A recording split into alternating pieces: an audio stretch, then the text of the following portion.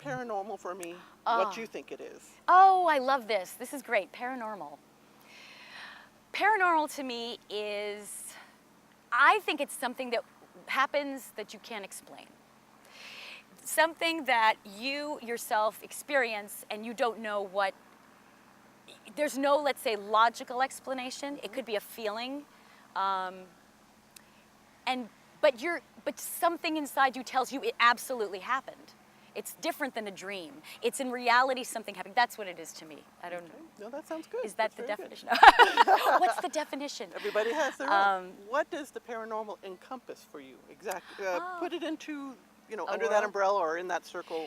What exactly do you think it is? I actually got to say, I think, people might think of it in terms of ghosts or some, beings. I kind of think it's sort of an energy thing. Like when, and I don't know, I think that sometimes there are people who are more sensitive to that and other people who are not. And so maybe people who are more sensitive, they might pick up on, things that maybe another person wouldn't. So for me, paranormal, let's say, experience would be you see something in the corner of your eye or you feel something and it gives you the feeling of maybe a presence of someone or something. I would have to say maybe in the idea of ghosts. That would be ghosts is my idea of paranormal. Okay.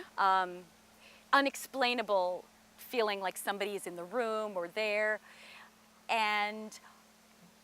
But I will say this, because it's an energy thing, I think that if you are sensitive to that, then you can be, you're sensitive to, first of all, you can't expect everybody else to see what you see. And then the other thing is, it's all up to you how you want to take it.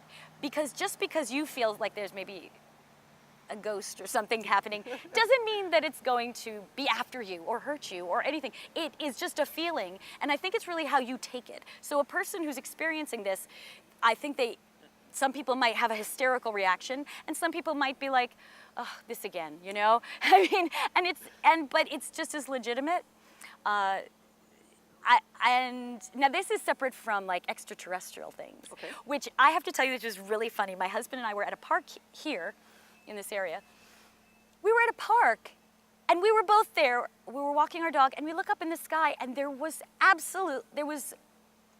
UFO, like a couple, maybe, yes, there was one UFO and it was this thing and it moved in such a way. And the reason why I'm saying this is because we're kind of more cynical in a way, people, or like, what did you see? But because we were both there, we looked and we actually, took a UFO tour in Arizona. Okay.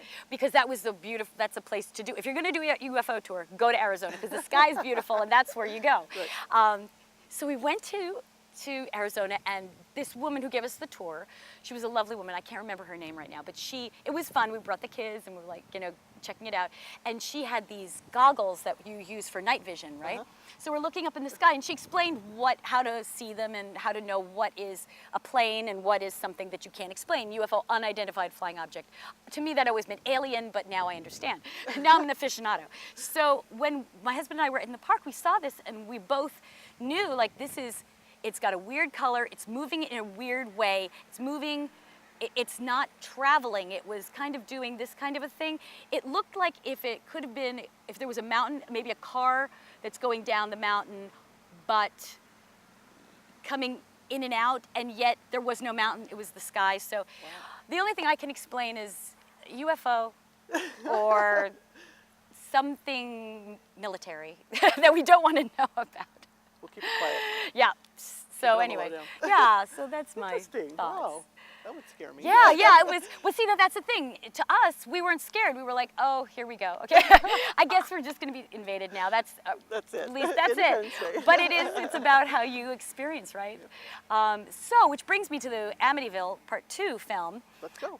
In that movie, I played Patricia Montelli, and I played a girl who was living in a haunted house. We just moved into the house.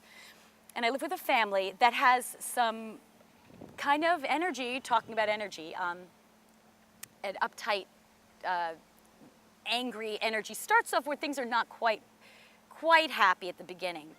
But the minute we move in, everything that is in the family escalates. So the problems that were there before start to escalate. It's not like they came out of nowhere. They were there before, which brings me to another point of some influences in life can heighten your experience. So if you have a little issue, like you're disagreeing with somebody on something, and then you might go to an environment that's not very comfortable, it's going to heighten your anger and all that stuff. It's not mystical, but it's definitely, you're affected by your environment. Certainly. So we move into this house, and I have a relationship with my brother in the film, which I'm not going to share with you. You have to see the movie or read my book, because I want to blow it for anyone. But that's kind of scary.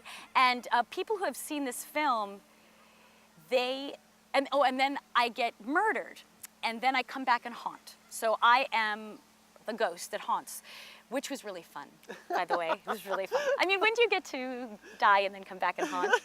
It was great. So yeah, it was really fun. But to my understanding, I just came from London, and this gentleman, this wonderful man named Stuart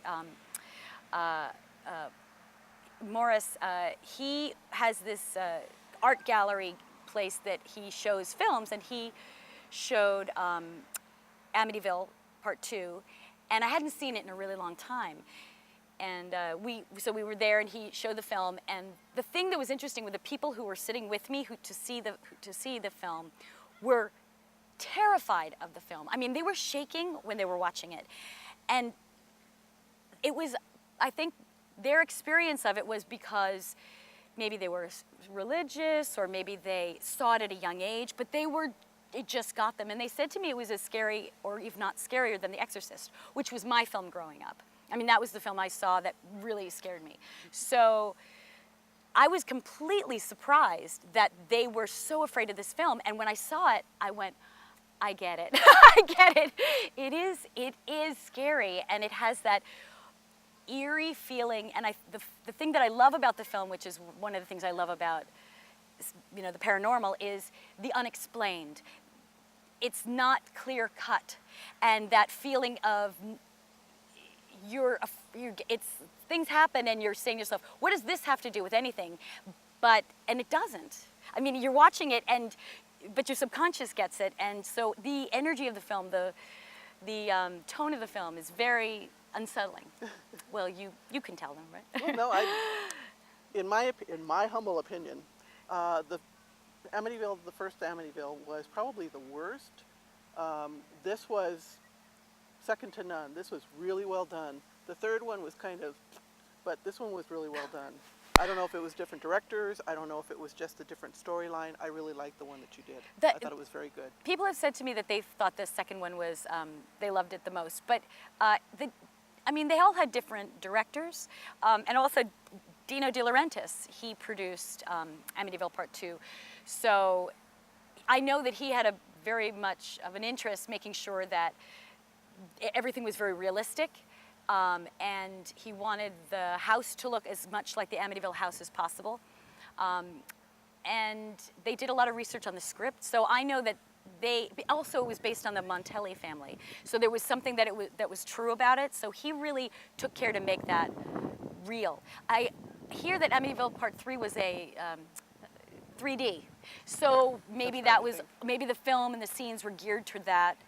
Part 1 background. Was just demonic. It was demonic. I never saw Part 1. And that's the difference. Yours was more ghostly, that was more demonic. And it had a monster that came out of the thing in the basement and that type of thing, Oh, see? And it's just totally different. Totally different. Totally different. See, and the reason why I didn't see Amityville original, the Amityville Horror, I didn't want to be scared playing the part. And people have asked me, they said, did you research? And I did not research, because I did not want to scare myself. But there's more into that. When you get the trilogy, you'll hear about my reactions on that. But that was, the trilogy. I do this whole interview, and I talk about everything about the film, and the risque parts and the scary parts. So it was Those are the scary. best parts when watching a movie, too, is really listening good. to the stuff that goes on behind the scenes. But I'm so thrilled that you're having me on your show, because to me, it's just it's so great that this film is remembered and that it really is like a classic spooky movie that you can't but take seriously. You really get into it. It's not silly. You don't go, oh yeah, certain films you go, yeah, that's, terror vision. That's monsters coming out of a TV, and you're eating popcorn and watching it. But this movie is really scary, so don't watch it if you're too young, okay? Because I don't want to freak you out. Yeah. So, have you had, now going back to the other side, have you had any paranormal experiences other than your UFO and UFO working experience? That's a good question. No one's ever asked me that before. But now that I'm on the show, I got to think about it. I am the first.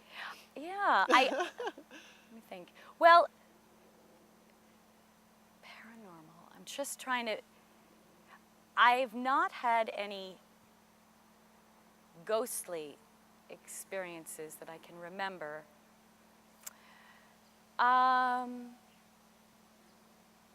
Let me think. But I do. The only thing I would say is when I shot Amityville, it took over, I guess, a month or so.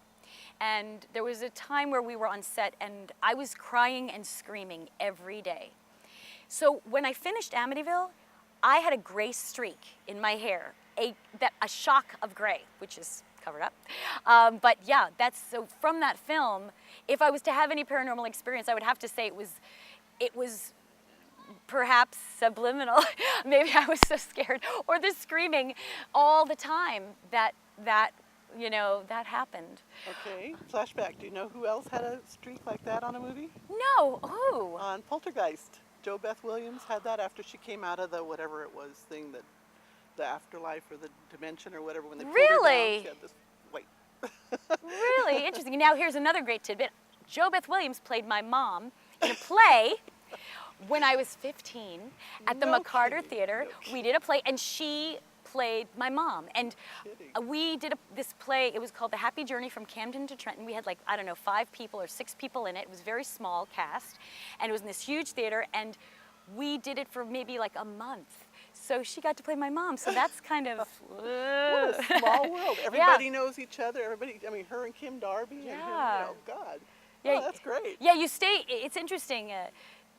Sometimes there were people in my life that I kind of went by, but we never connected. And now what's great is doing some of these conventions. I get to meet them and say, "Oh, I remember you," or "We used to go on auditions together," or "Oh my gosh, I was up for this part with you," whatever. How fun. So That's yeah. great. That's wonderful.